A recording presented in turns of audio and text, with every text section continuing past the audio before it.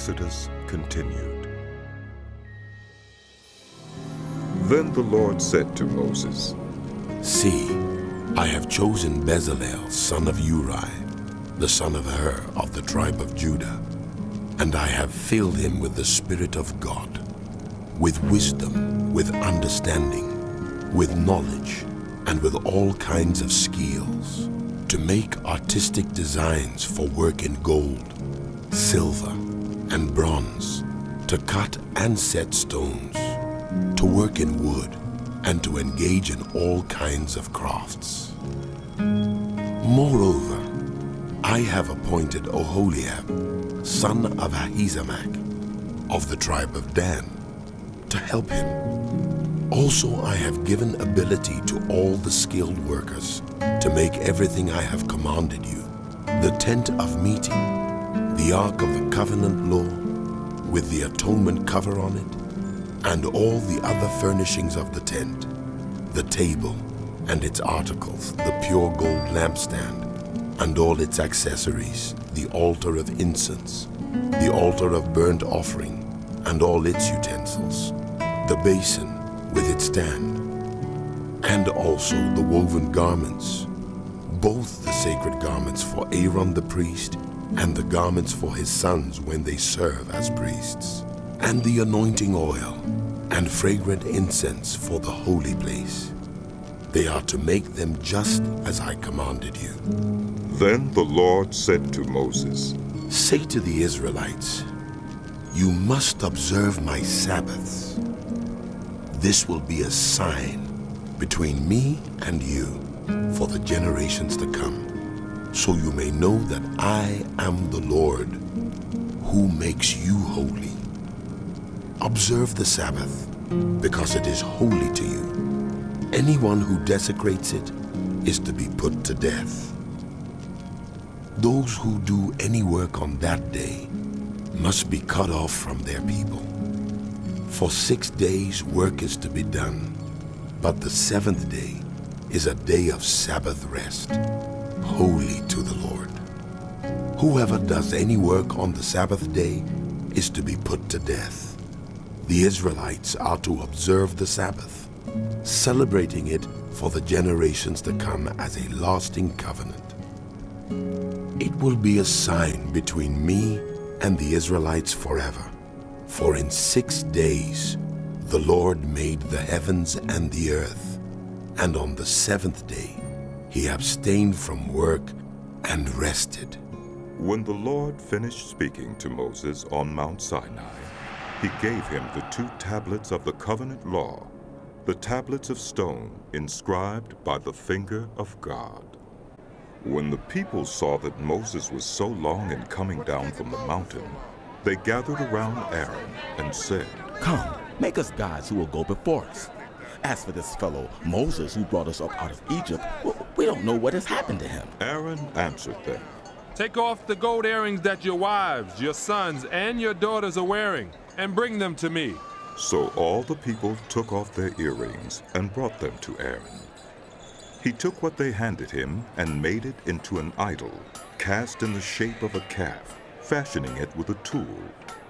Then they said, These are your gods, Israel, who brought you up out of Egypt. When Aaron saw this, he built an altar in front of the calf and announced, Tomorrow there will be a festival to the Lord. So the next day the people rose early and sacrificed burnt offerings and presented fellowship offerings.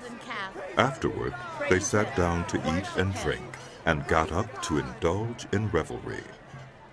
Then the Lord said to Moses, Go down, because your people whom you brought up out of Egypt have become corrupt. They have been quick to turn away from what I commanded them, and have made themselves an idol cast in the shape of a calf. They have bowed down to it and sacrificed to it, and have said, These are your gods, Israel, who brought you up out of Egypt.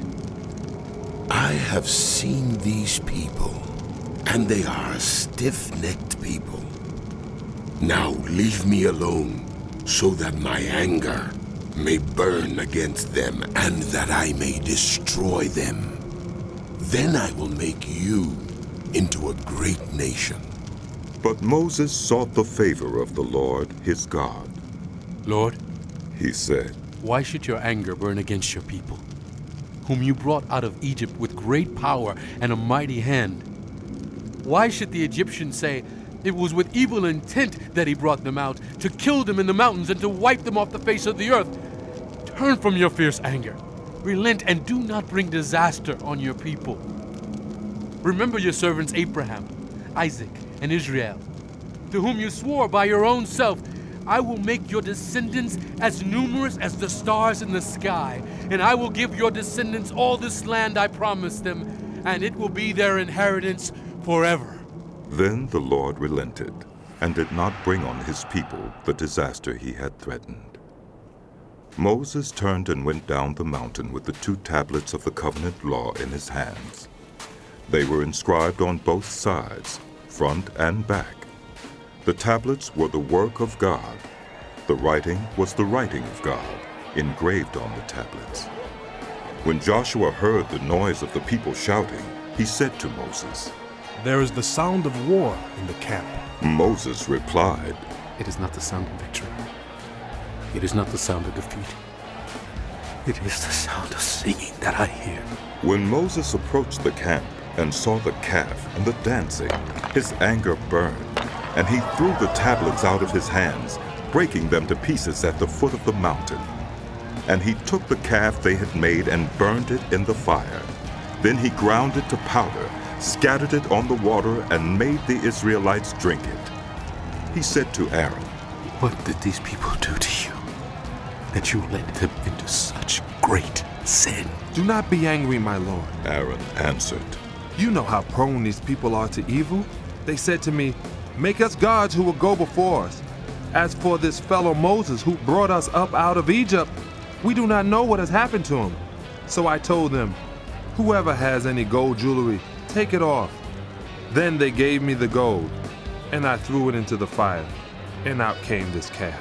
Moses saw that the people were running wild, and that Aaron had let them get out of control, and so become a laughingstock to their enemies.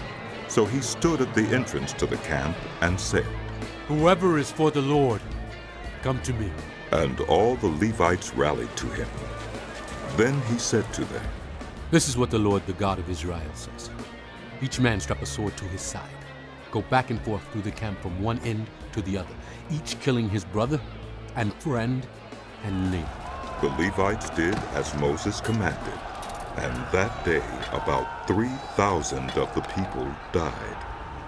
Then Moses said, You have been set apart to the Lord today, for you were against your own sons and brothers, and he has blessed you this day. The next day, Moses said to the people, You have committed a great sin. But now I will go up to the Lord. Perhaps I can make atonement for your sin. So Moses went back to the Lord and said, Oh, what a great sin these people have committed. They have made themselves gods of gold. But now, please forgive their sin. But if not, then blot me out of the book you have written. The Lord replied to Moses, Whoever has sinned against me, I will blot out of my book. Now go, lead the people to the place I spoke of, and my angel will go before you. However, when the time comes for me to punish, I will punish them for their sin. And the Lord struck the people with a plague because of what they did with the calf Aaron had made. Then the Lord said to Moses, Leave this place, you and the people you brought up out of Egypt, and go up to the land I promised on oath to Abraham, Isaac, and Jacob, saying, I will give it to your descendants. I will send an angel before you and drive out the Canaanites, Amorites, Hittites, Perizzites, Hivites, and Jebusites. Go up to the land flowing with milk and honey. But I will not go with you, because you are a stiff-necked people, and I might destroy you on the way. When the people heard these distressing words, they began to mourn, and no one put on any ornaments, for the Lord had said to Moses, Tell the Israelites, you are a stiff-necked people. If I were to go with you, even for a moment, I might destroy you. Now take off your ornaments, and I will decide what to do with you. So the Israelites stripped off their ornaments at Mount Horeb. Now Moses used to take a tent and pitch it outside the camp some distance away, calling it the Tent of Meeting. Anyone inquiring of the Lord would go to the tent of meeting outside the camp. And whenever Moses went out to the tent, all the people rose and stood at the entrances to their tents, watching Moses until he entered the tent. As Moses went into the tent, the pillar of cloud would come down and stay at the entrance while the Lord spoke with Moses. Whenever the people saw the pillar of cloud standing at the entrance to the tent, they all stood and worshipped at the entrances to their tents. The Lord would speak to Moses face to face, as one speaks to a friend. Then Moses would return to the camp, but his young aide Joshua, son of Nun, did not leave the tent. Moses said to the Lord, You've been telling me, lead these people, but you have not let me know whom you will send with me. You have said, I know you by name, and you have found favor with me. If you are pleased with me, teach me your ways so I may know you and continue to find favor with you. Remember that this nation is your people. The Lord replied, My presence will go with you, and I will give you rest. Then Moses said to him, If your presence does not go with us, do not send us up from here. How will anyone know that you are pleased with me and with your people unless you go with us? What else will distinguish me and your people from all the other people on the face of the earth?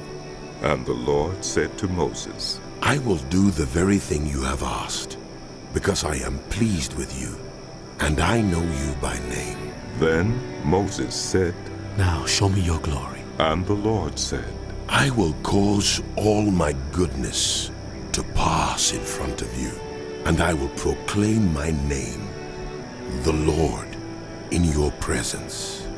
I will have mercy on whom I will have mercy, and I will have compassion on whom I will have compassion.